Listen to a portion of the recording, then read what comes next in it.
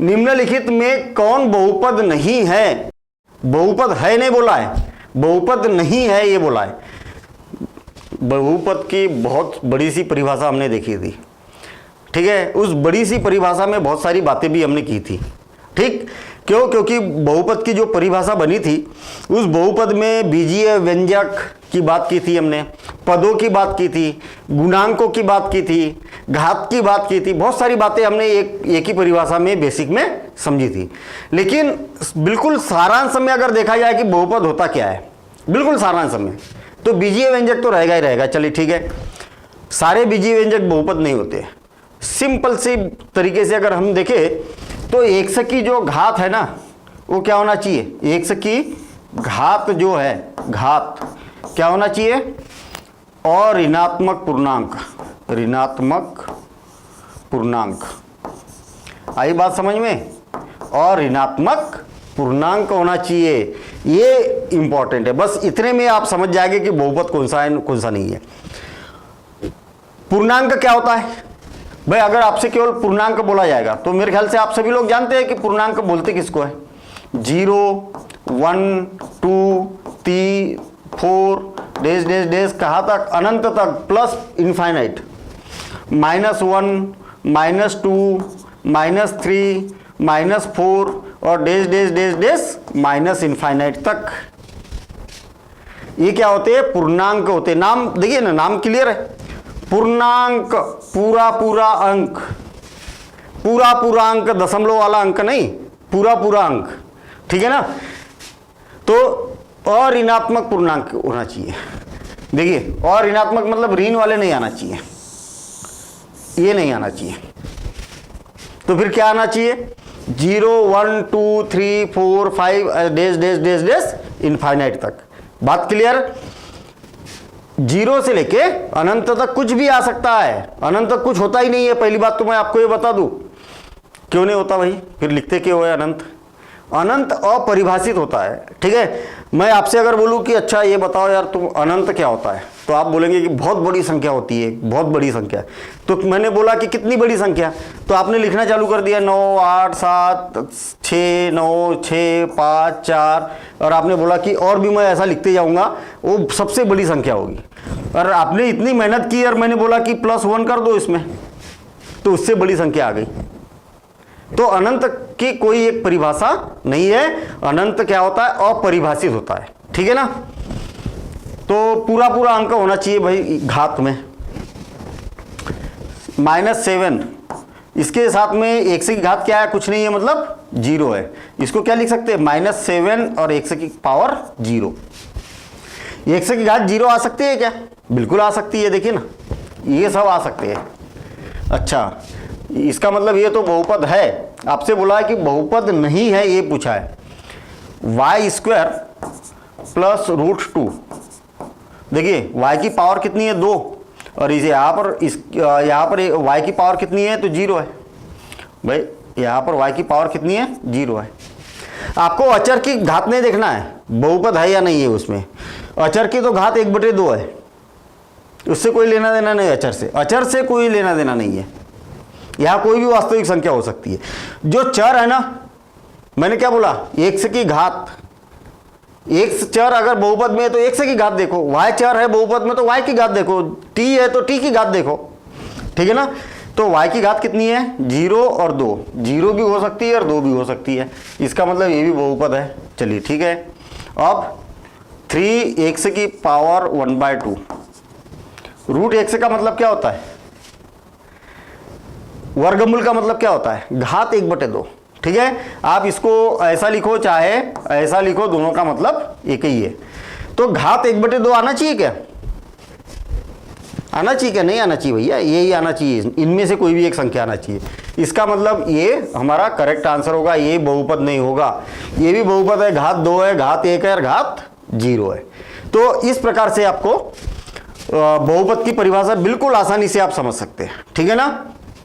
चलिए अगला क्वेश्चन देखते हैं हम। मैं आपको ये बता दूं कि बेसिक जब तक नहीं रहेगा तब तक क्वेश्चन नहीं बनेंगे।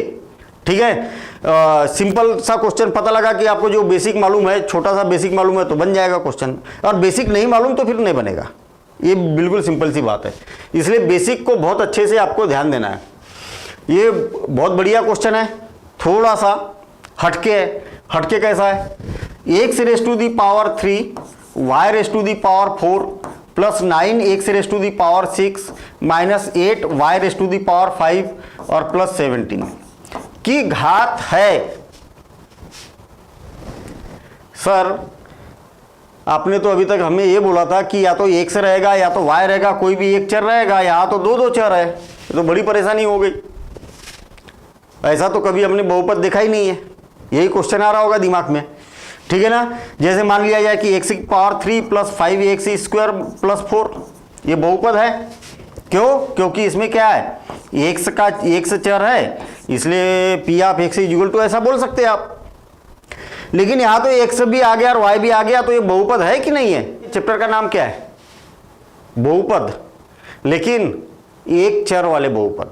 आपके पास में यहाँ पर दो चर वाले बहुपद आ गए, कोई दिक्कत नहीं है, क्वेश्चन तो पूछा जा सकता ना। कितने चर है? दो चर है, x और y।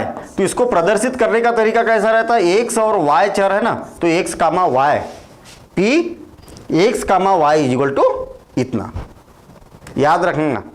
दो चर वाला बहुपद है। चलिए ठीक है, अब इसकी घात कैसे चेक करेंगे? तो हर पद की घात चेक करना है हमें, हर पद की घात चेक करना है। आप देखेंगे कि x की घात 3 और y की घात 4 और दोनों मिला के कितना हो गया 7, तो इसकी घात कितनी हो गई 7। दोनों मिला के चेक करना है।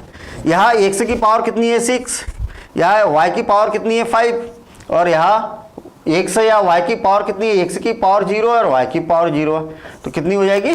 0 हो जाएगी। सेम नियम, कोई अलग से माथापच्ची करने की जरूरत नहीं है। अधिकतम घात कितनी है? 7 है, तो इस बहुपद की, पूरे बहुपद की घात अधिकतम कितनी हो जाएगी? 7 हो जाएगी।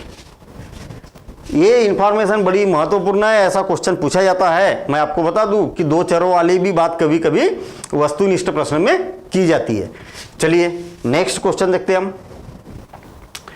इसीलिए मैं बोलता हूं कि बेसिक बहुत अच्छे से मालूम होना चाहिए, कुछ नहीं है। ठीक है, यदि बहुपद px का एक गुणनखंड 3x माइनस 2 हो तो px का एक शून्यक होगा। बहुत बढ़िया क्वेश्चन।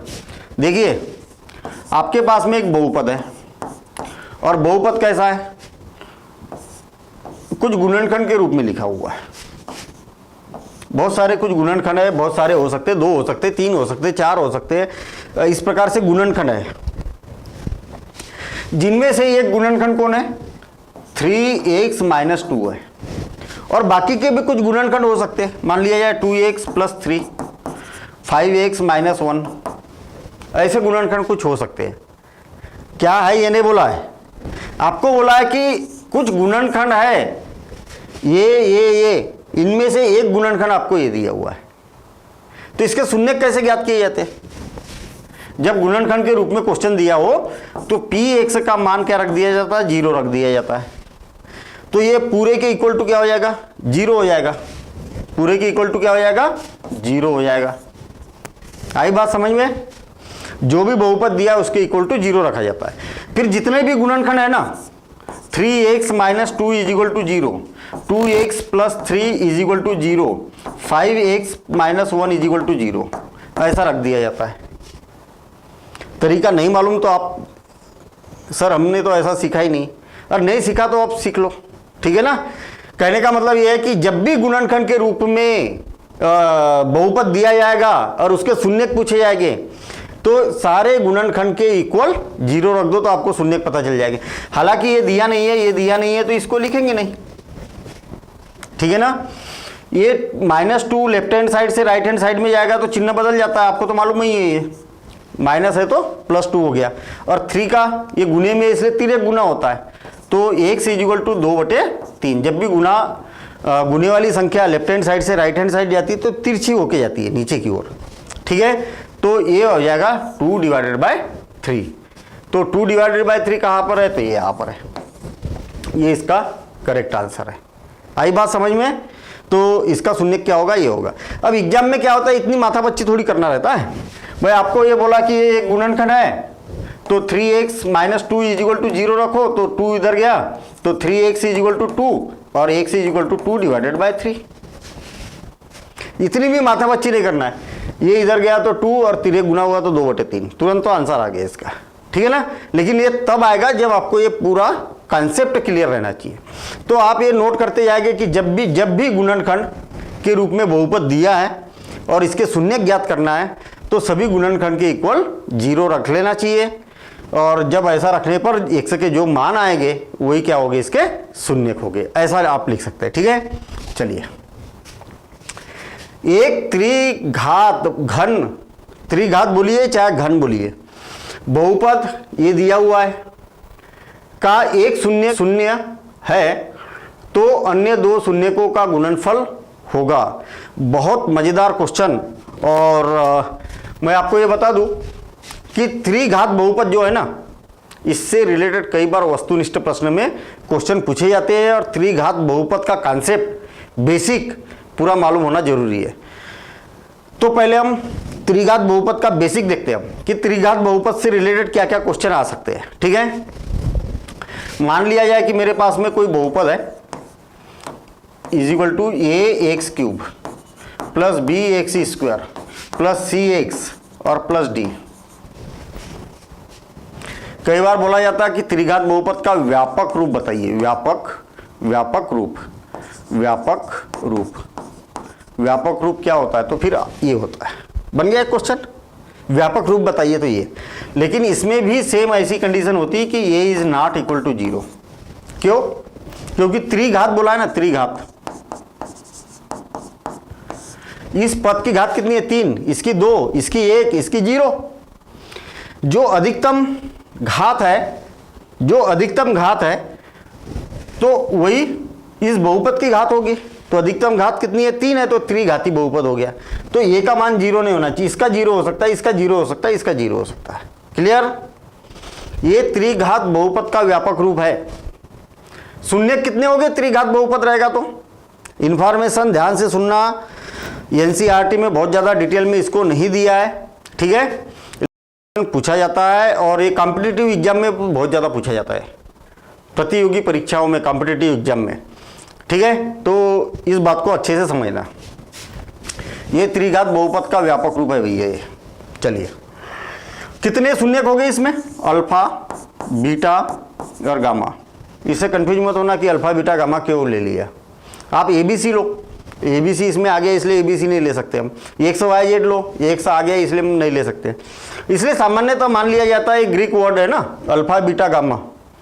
जैसे हमारे यहाँ हम ABCD सीखते हैं, अल्फ़ाबेट्स ABCDEFGH, तो वहाँ पर ग्रीक में जो ABCD होती है वो ऐसी होती है, alpha, beta, gamma, delta, lambda, है ना, म्यू और ये वो सब सारी चीज़ें, पाई, ऐसे ये सारे अल्फ़ाबेट्स है वहाँ के, ठीक है ना। चलिए ठीक है। तो ग्रीक से लिए गए ये शून्यकों को प्रदर्शित करने का एक चिन्ह है, ऐसा बोल सकते हैं हम इसको। जब 3 शून्यक है तो तीनों शून्यकों का योगफल अगर किया जाए ना, alpha plus beta plus gamma, तो हमेशा -b/a होता है। हमेशा -b/a होता है। मतलब x² का जो भी गुणांक रहेगा उसको ऋणात्मक में लिखना है और x³ का जो गुणांक रहेगा उसको उससे भाग देना है, ठीक है।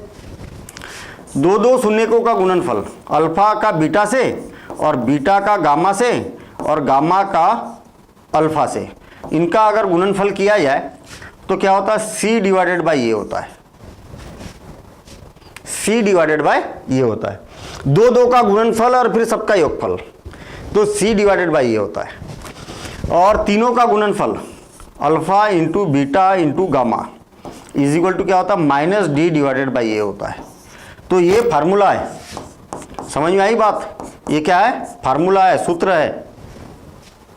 इस सूत्र को याद रखना है, ठीक, तभी बनेंगे त्रिघात से रिलेटेड क्वेश्चन। कई बार क्या होता है कि त्रिघात बहुपद है, कोई त्रिघात बहुपद बताइए जिसके शून्य की है, ठीक है। या तो ये बोला जा सकता है कि अगर किसी त्रिघात बहुपद के शून्यक 3, 5, -1 है तो इनका योगफल बताइए, तो आप बता सकते हैं। गुणनफल बताइए, तो आप गुणनफल बता सकते हैं। ठीक है, इस प्रकार से नहीं, गुणनफल और योगफल तो डायरेक्ट ही आ जाएगा ना यहाँ पर, इस प्रकार से। चलिए ध्यान देना, इधर क्या बोला, आप क्वेश्चन को फिर से पढ़ रहा हूं मैं। त्रिघात बहुपद का एक शून्यक शून्य है,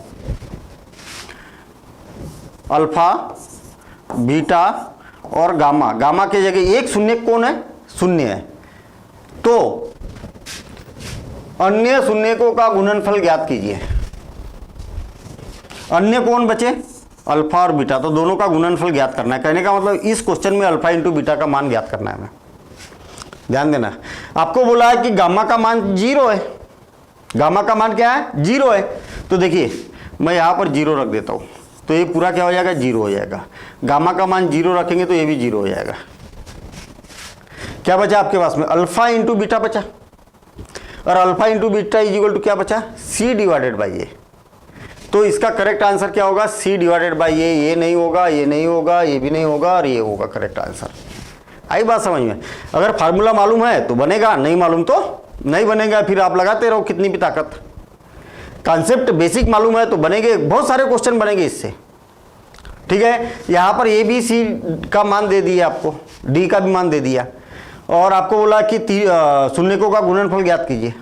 जैसे मान लिया जाए पी एक्स का मान दे दिया 3x³ + 5x - 7 x² + 7x - 8 ऐसा दे दिया, और आपको बोला कि तीनों शून्यकों का गुणनफल ज्ञात कीजिए। तो आप क्या करेंगे, आपको मालूम है ना, alpha into beta into gamma is equal to क्या होता है, डी माइनस डी। ये देखिए माइनस और डी की जगह क्या है, -8 है, और डिवाइडेड बाय ए। तो ये ए की जगह कौन है, 3 है। ये इससे तुलना करो ना आप, ए की जगह कौन है, 3 है, तो माइनस माइनस प्लस और 8 डिवाइडेड बाय 3 हो गया। आई ना बात समझ में। तो ऐसे कई सारे क्वेश्चन इससे रिलेटेड बन सकते हैं। तो ये सब नोट करते हुए आएंगे आप कि त्रिघात बहुपद का व्यापक रूप ये होता है, तब शून्यकों का योगफल अल्फा प्लस बीटा, ऐसा लिखेंगे आप। माना अल्फा बीटा गामा त्रिघात बहुपद इसके शून्यक है, तब तीनों का योगफल यानी कि alpha plus beta plus gamma -b divided by A. दोनों का योगफल alpha beta beta gamma gamma alpha is equal to C divided by A. Alpha into beta into gamma -d divided by A होता है। ऐसा याद रखना है इसको।